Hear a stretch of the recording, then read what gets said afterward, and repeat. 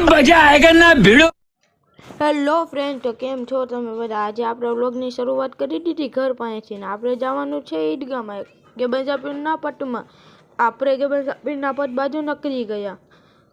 આપણે ગેબંજા બાપુના પટમાં આવીને જોયું તો સાહિલે ફોન કર્યું હતું પટમાં આવ, તો સાહિલ તો હતો ને. આપણે બધી બાજુ જોયું, પછી હું એને માં જોયું તો લાલ ટી શર્ટ દેખાણું મને, તો આપણે માં વયા ગયા જોઈ કોણ છે કોણ નહીં.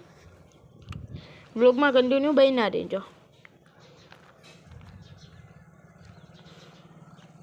તો આપણે અહીંયા આવીને જોયું તો આ તો આપણા જ ભાઈબંધો છે.